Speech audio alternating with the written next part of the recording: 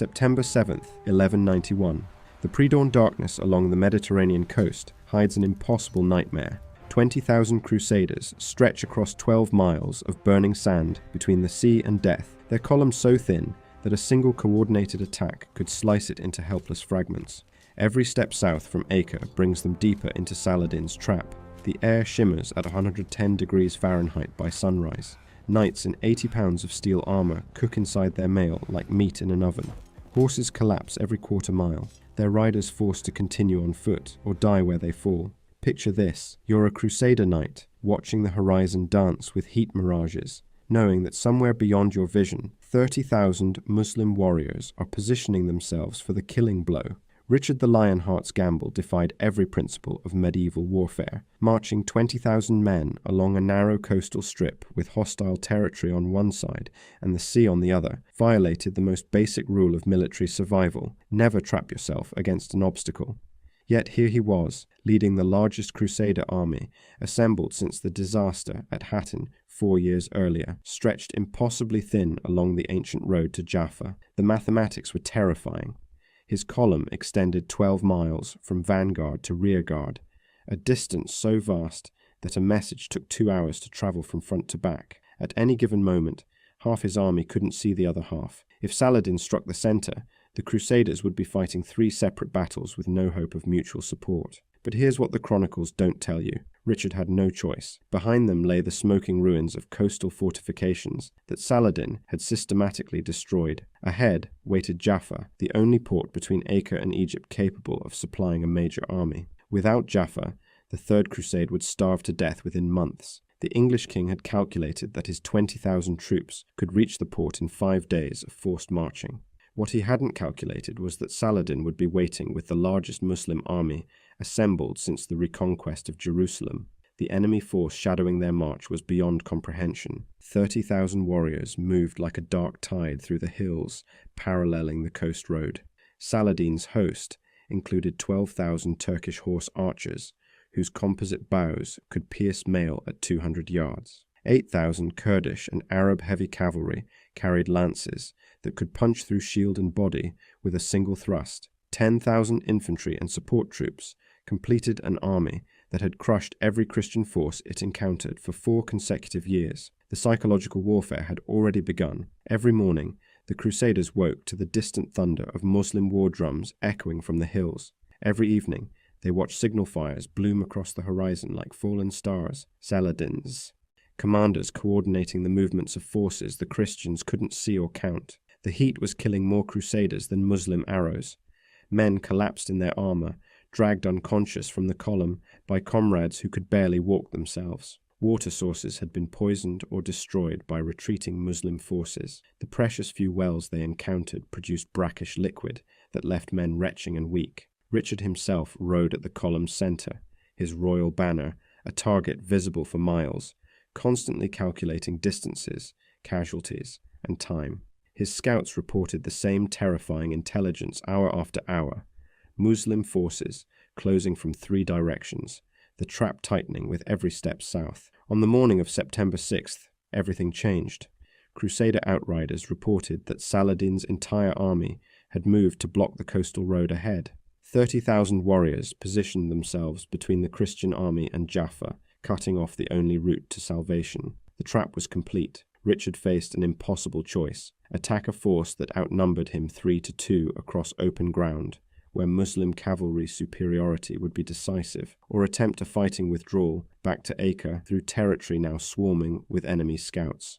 Either option meant probable annihilation. What happened next shouldn't have been possible. Richard, despite barely remaining conscious from heat exhaustion and dysentery, had distributed his forces throughout the 12-mile column, in a formation so revolutionary it would change medieval warfare forever. As dawn broke on September the 7th, Saladin's crescent formation emerged from the morning mist like a vision of apocalypse. 30,000 warriors arranged themselves across the coastal plain in a perfect killing arc, their polished weapons catching the first rays of sunlight. The sight that greeted Richard's exhausted scouts defied comprehension. From the hills above Arsuf to the very edge of the Mediterranean, an unbroken line of cavalry, archers, and infantry stretched for over 2 miles. Saladin had committed his entire force to this single, decisive engagement. The Sultan's tactical genius was immediately apparent. His right wing, commanded by his nephew Taqi al-Din,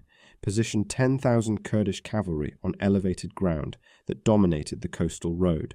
These were veteran horsemen who had shattered Christian armies from Damascus to Cairo, their lances gleaming like a steel forest in the rising sun.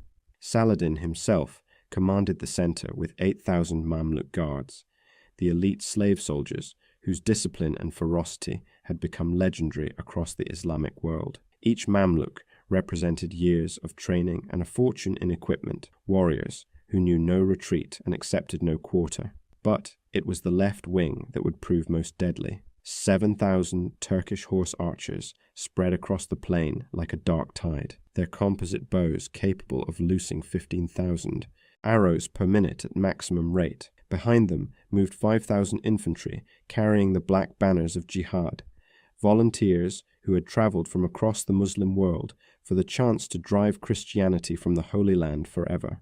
The mathematical reality was inescapable. Even if every Christian fought with superhuman skill, the numbers guaranteed Muslim victory. Here's what the Muslim chroniclers don't tell you about that morning. Saladin had spent the previous night in prayer, not from religious devotion, but from genuine uncertainty about the outcome. 4 years of constant warfare against the Crusaders had taught him to respect their desperate courage. Richard's reputation preceded him like a storm front, and the Sultan knew that cornered Crusaders fought with the fury of men who expected paradise or death with equal anticipation. By the 3rd hour after sunrise, the psychological assault began. Muslim drummers positioned throughout the crescent started a rhythmic pounding that could be heard 5 miles away. The sound rolled across the plain like distant thunder, punctuated by the high wailing of horns and the battle cries of 30,000 voices raised in unison. The effect on Christian morale was immediate and devastating. Horses reared and fought their bridles. Men crossed themselves repeatedly, and whispered prayers became audible throughout the column. Then came the arrows. 15,000 Turkish horsemen began circling the Crusader formation at extreme range, each man loosing arrows as quickly as he could draw and release. The mathematics of this sustained barrage were terrifying. At full intensity, the Muslim archers could maintain a rate of 30,000 arrows per minute, a steel rain that turned the morning sky dark. Crusader shields sprouted arrow shafts like porcupine quills. Horses screamed and fell, their riders crushed beneath armored bodies or left afoot in the growing chaos. What happened next pushed the Christian army to its breaking point. Saladin ordered his cavalry to begin probing attacks, testing the Crusader formation for weaknesses. 500 Kurdish horsemen would charge directly at a section of the line, wheel away at the last moment, then attack from a different angle. The psychological pressure was unbearable. Knights gripped their reins until their knuckles went white, watching enemies approach and retreat without being able to strike back. The most vulnerable point was the rearguard, where the Knights Hospitaller fought a desperate holding action against increasingly aggressive Muslim assaults. Brother Gagné de Nablus, the Hospitaller marshal, watched his mounted brothers fall one by one to the endless arrow storm. By midday, half his knights had lost their war horses and fought on foot, their heavy armor becoming a death sentence in the scorching heat. Richard himself was beginning to crack under the impossible pressure. Witnesses reported seeing the king swaying in his saddle, heat exhaustion, and dysentery combining with the stress of command to push him toward collapse. Yet every time his subordinates begged permission to charge, to break the suffocating defensive posture and strike back at their tormentors, Richard's answer remained the same. Hold formation, wait for the perfect moment, let them come to us. But discipline was fracturing like glass under pressure, and Saladin could sense it. At 11 o'clock on that blazing September morning, the breaking point arrived with mathematical precision. Brother Gagné de Nablus, marshal of the Knights Hospitaliers, watched the last of his mounted brothers fall to Turkish arrows. 43 knights reduced to 17 in less than 3 hours. The rearguard was disintegrating under pressure that no medieval formation had ever been designed to withstand. His voice cracked as he sent yet another messenger galloping toward Richard's position. "We cannot hold much longer. Grant us permission to charge, or we die where we stand." Richard's response came back within minutes, carried by a blood-soaked sergeant whose horse had 3 arrow shafts protruding from its neck. "Hold formation. Let them come to us." The king's tactical discipline remained absolute even as his army bled to death around him. But discipline has limits, and the Hospitallers had reached theirs. What happened next would determine whether Christianity survived in the Holy Land or perished in the sand outside Arsuf. The moment that changed everything began with a single night's moment of uncontrollable rage. Brother Baldwin of Correo, watching his comrades die under the endless arrow storm while forbidden to strike back, finally snapped. Sources differ on his exact words, but the Itinerarium Regis Riccardi records him shouting something that roughly translates to, "God wills it that we die like warriors, not cattle." He spurred his warhorse forward, alone, directly into the massed ranks of Taqi al-Din's Kurdish cavalry. The psychological effect was instantaneous and catastrophic. Seeing one of their brothers charging to certain death triggered an emotional avalanche among the Hospitallers. Marshal Garnier's desperate shouts for order disappeared beneath the thunder of hooves as 300 knights broke formation simultaneously. Not a planned charge, not a tactical decision, but pure battlefield fury made manifest in steel and horseflesh. Here's where legend meets reality. Every military manual written for the next 2 centuries would describe what followed as impossible. 300 heavy cavalry, acting without coordination or support, smashing headlong into 10,000 disciplined Muslim warriors, should have resulted in immediate annihilation. The mathematics were ludicrous, yet within 30 seconds of impact, Taqi al-Din's right wing began to collapse. The secret lay in timing and terrain that Richard had been calculating all morning. Saladin's crescent formation, perfectly positioned for archery harassment, proved catastrophically vulnerable to sudden close assault. The Kurdish cavalry, spread thin across nearly a mile of front, couldn't concentrate enough spears to stop the Christian wedge. Turkish horse archers, deadly at range, found their composite bows useless in melee combat against opponents in full mail armor. Most critically, the Muslim formation had no depth. Break through the front line, and there was nothing behind it except supply wagons and camp followers. Richard faced the most crucial decision of the Third Crusade: support the unauthorized charge and risk losing his entire army in a general melee, or let the Hospitallers die alone and maintain his careful defensive posture. What he chose would echo through centuries of military history.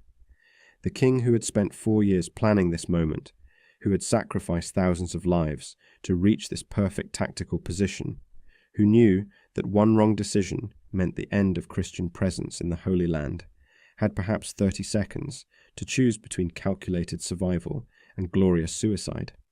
The sound of Muslim horns screaming retreat signals across Saladin's right wing made the decision for him.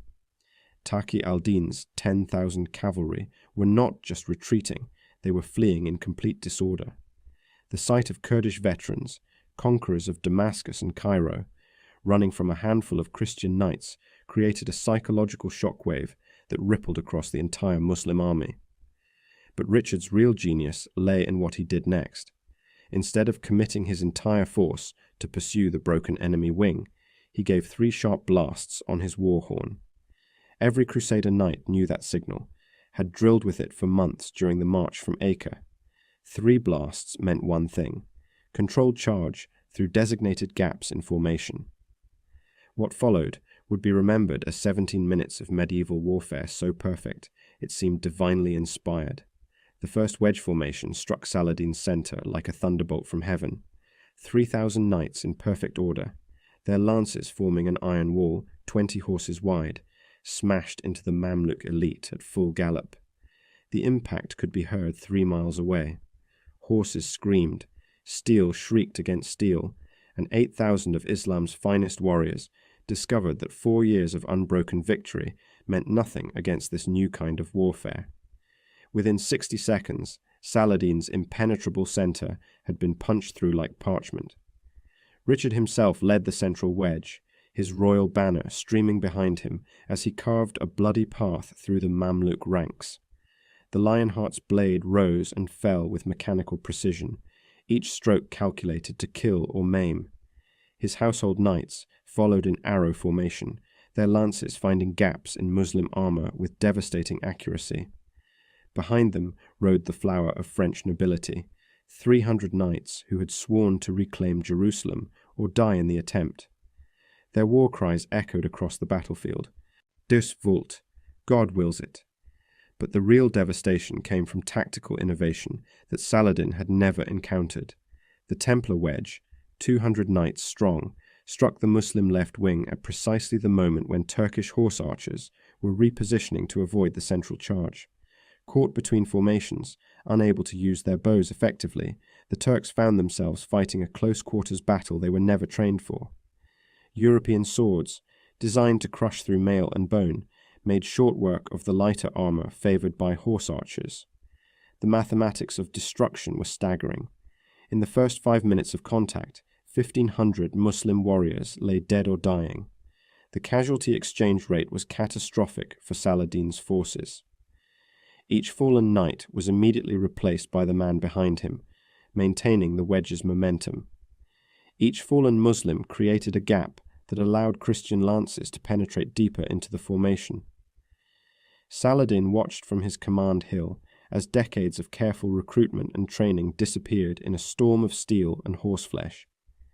Here's what Islamic chroniclers tried to hide about those 17 minutes. The psychological collapse was instant and total. Warriors who had conquered Jerusalem, who had broken Christian armies from Egypt to Syria, began fleeing without orders. Saladin's personal Mamluks, men who had sworn to die rather than retreat, abandoned their posts and rode for the hills. The Sultan found himself virtually alone, his command structure evaporating as panic spread like wildfire through the ranks. The pursuit became a massacre. Richard's disciplined charge transformed into a hunting expedition as broken Muslim cavalry streamed across the plain in complete disorder. Knights who had endured 3 hours of arrow bombardment finally had targets they could reach, and their vengeance was absolute. Turkish horse archers, deadly at range but helpless in close combat, died by the hundreds as they tried to reach the safety of the hills. Taqi al-Din's wing, already shattered by the Hospitallers' unauthorized charge, disintegrated completely when struck by fresh Crusader reserves. 7,000 Kurdish cavalry, the pride of Saladin's right wing, ceased to exist as an organized force. Their commander himself barely escaped, abandoning his war banner and personal equipment in his desperate flight toward Damascus. The most shocking moment came when Richard, blood streaming from a dozen minor wounds, caught sight of Saladin's personal standard less than 200 yards away. For 30 seconds, the fate of the Third Crusade hung in the balance as the English king spurred his warhorse toward the Sultan of Egypt and Syria. Muslim bodyguards threw themselves between their lord and the charging Christian king. Richard's lance found its mark twice before superior numbers forced him to wheel away, but the psychological impact was devastating. Saladin had been moments from capture or death. By noon, 35,000 Muslim warriors had been reduced to fewer than 8,000 effective fighters. 7,000 enemy dead carpeted the coastal plain, their blood turning the sand dark beneath the blazing Palestinian sun. Saladin's baggage train, worth a fortune in gold and supplies, fell intact to the Crusaders. Most crushing of all, 32 Muslim commanders lay among the dead, their expertise and experience irreplaceable. Yet in the moment of absolute triumph, Richard made the decision that would haunt the Third Crusade forever.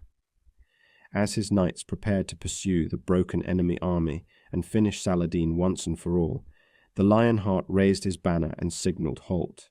The greatest tactical victory in Crusader history was about to become the greatest strategic mistake. The silence that descended over the battlefield was more terrifying than the screams of battle. Richard's horn signal echoed across the coastal plain, calling his knights back from pursuit, just as Saladin's broken army streamed toward the hills in complete disorder. The greatest tactical victory in Crusader history had lasted exactly 17 minutes, but the decision to end it would echo through centuries. As dust settled over 7,000 Muslim corpses, the true cost of perfect warfare began to reveal itself. The immediate aftermath defied comprehension. Crusader casualties numbered fewer than 700 dead and wounded, a loss rate so minimal it seemed divinely ordained. Yet scattered across 2 miles of blood-soaked sand lay the remnants of Saladin's invincible army. Muslim chroniclers would later claim the Sultan lost only 3,000 men, but Christian sources counted bodies methodically. 7,000 warriors who had awakened that morning expecting easy victory over exhausted crusaders now fed the vultures circling overhead. What shocked even veteran knights was the completeness of the psychological collapse. These weren't the broken remnants of some feudal levy, but professional soldiers who had conquered Jerusalem, Damascus, and Cairo. Mamluks who had never retreated in their lives abandoned equipment worth fortunes.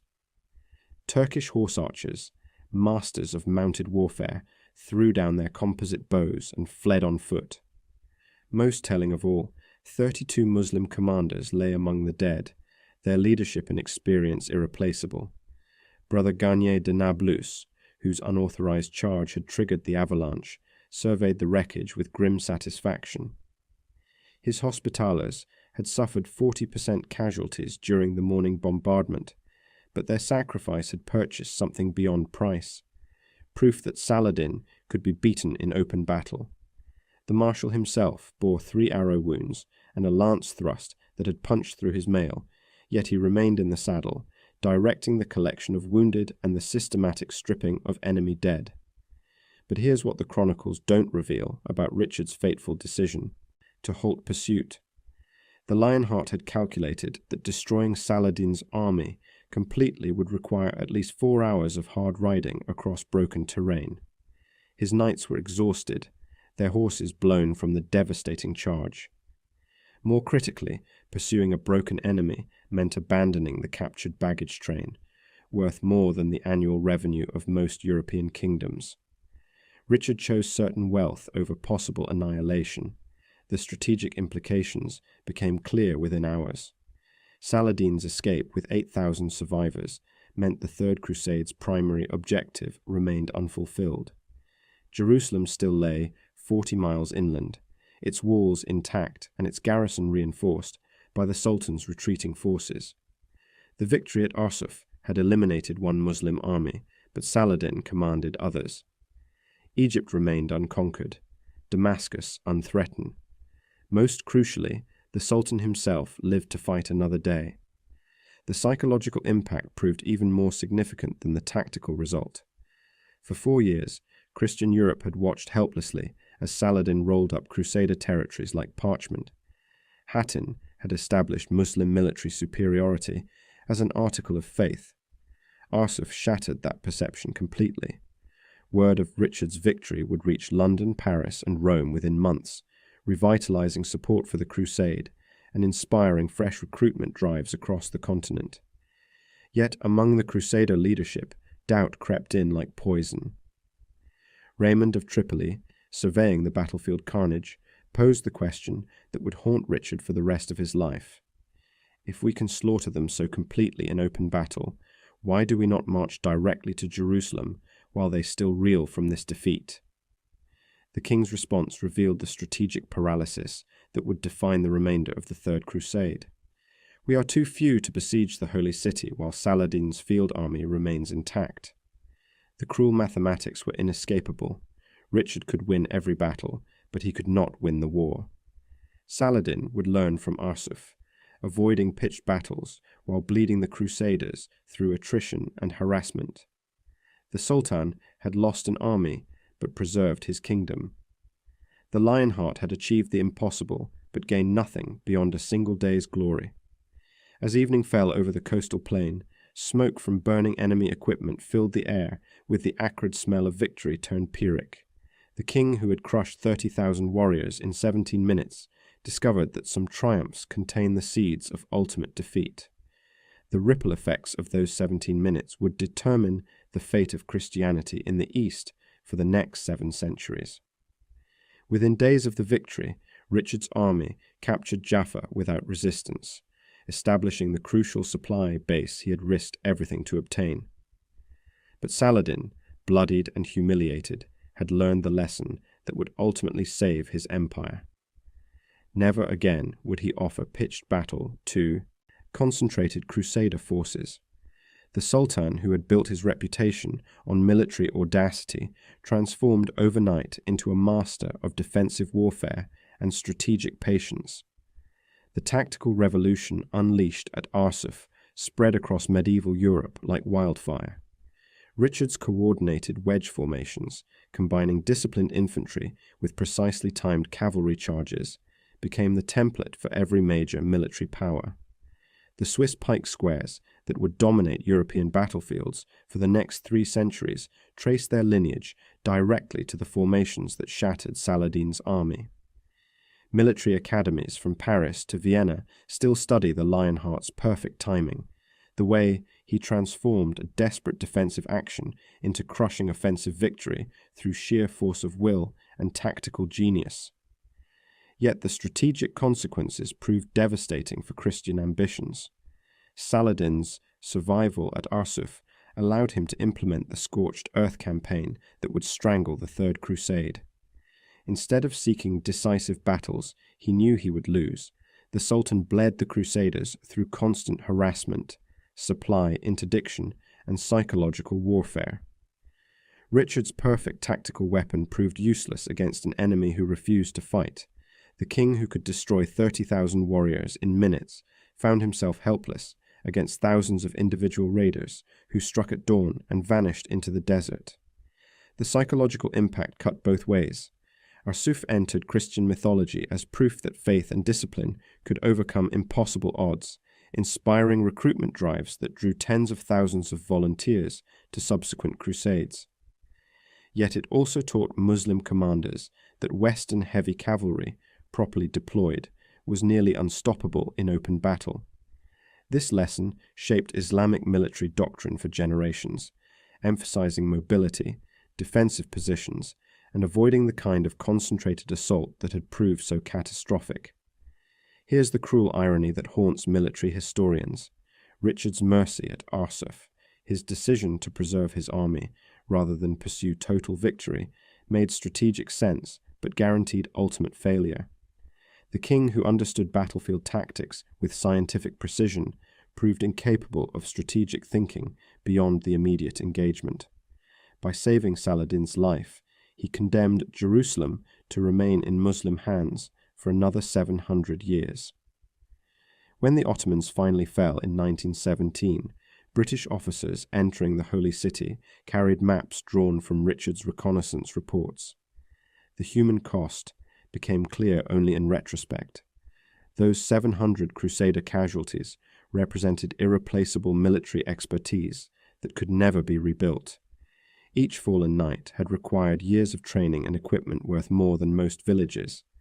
The 17-minute victory consumed resources that the Crusader states could not afford, no matter how spectacular the exchange rate. Saladin's 7,000 dead, by contrast, could be replaced within months from the vast recruiting grounds of Egypt, Syria, and Mesopotamia. Modern warfare bears the invisible imprint of Arsuf in ways most generals never recognize. The principle that discipline and timing can overcome numerical superiority echoes through every military academy, from West Point to Sandhurst. Richard's coordinated combined arms tactics, integrating infantry squares with cavalry charges, established patterns that would dominate European warfare until the invention of gunpowder. The psychological lesson proved equally enduring. Impossible odds mean nothing if you can force the enemy to fight on your terms at the moment of your choosing. September 7th, 1191. The pre-dawn darkness that had hidden 20,000 desperate crusaders gave way to blazing noon that revealed 7,000 Muslim dead.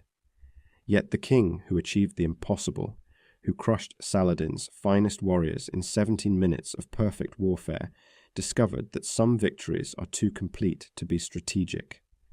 In proving that discipline could triumph over desperation, Richard the Lionheart wrote the greatest tactical masterpiece in Crusader history and ensured that Jerusalem would never be his.